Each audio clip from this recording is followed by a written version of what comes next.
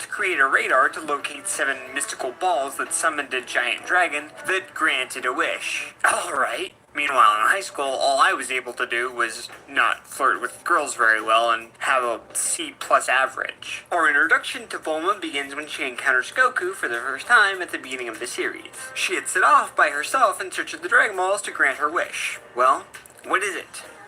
Get this. She wants a boyfriend. Wait a minute. How does one of the smartest and richest girls on the planet not have a boyfriend? That is beyond me. Although, now that I think about it, I have a few guesses as to why. At least when it comes to my own headcanon. But then again, I see how Bulma acts throughout the remainder of the Dragon Ball series, and I can see why. I mean, Bulma was smart. Yeah, she could do anything she wanted mentally, but hell, having the dude she wanted was what she didn't have. So that's most of the chicks these days. They going after what they want. So yeah, if they ain't going after what they want, they'll let you know. Shit, it don't matter. If she ain't coming up after your ass and running around, and then next thing you know, she run into you and don't disappear, because that's what happened when she met Vegeta. She did not let him disappear. Shout out to that video we did. We said she put him in position, and this is exactly why. Because from the start, Bulma was looking for him, and then him was Vegeta. So, you know, shout out to her, Capsule Corp. Yeah, we got a bright future. I believe her actions towards most men, and for a matter of fact women, can make Bulma come across as abrasive and unapproachable. This, of course, is due to comedic effect. It's funny to have the loud and crazy girl paired up with the relaxed and naive monkey boy. It's the very classic odd couple dynamic. But when looking at it up close, you can see that Bulma wouldn't exactly make the best girlfriend. And this is where Yamcha comes in. Yamcha, at the start of the Dragon Ball franchise, is a bandit who works alongside his partner, the shape-shifting Puar. Yamcha first encounters Goku as well as Bulma when he makes an effort to steal their capsule. Yamcha's dream at this point in the story is to find a girlfriend, which lines up perfectly with Bulma's goal.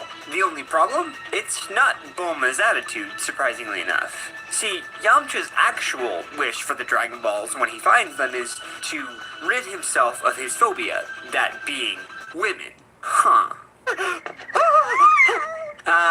Classic Dragon Ball. And yet somehow these two dummies would come together and form a relationship.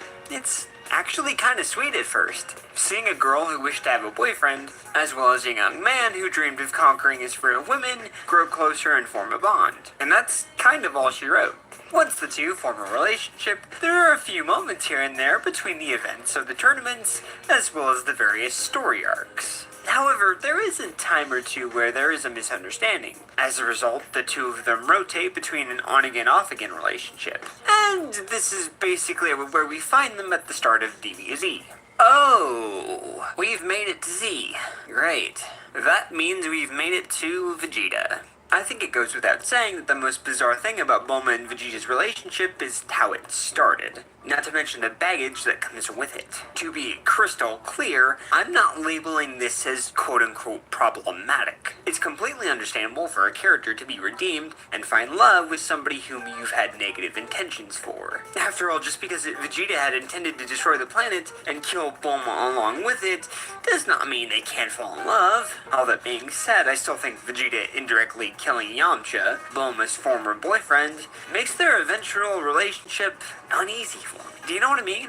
See, after he found out that my mother was pregnant with Vegeta's child... Not really, because, I mean, you know, to me it always made perfect sense. Shouts out to your boy. Yeah, well, come on, camera.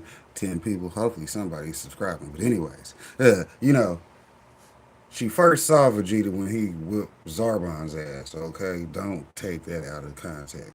Because she didn't actually see Vegeta when he came through with Nappa.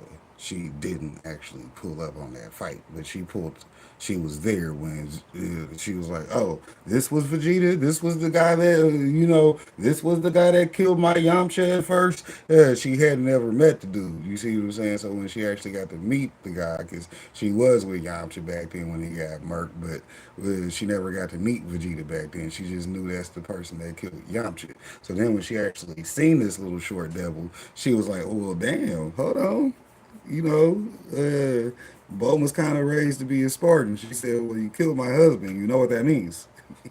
Well, he was her man at that point in time, so that's how that went. So she's like, yeah, you killed you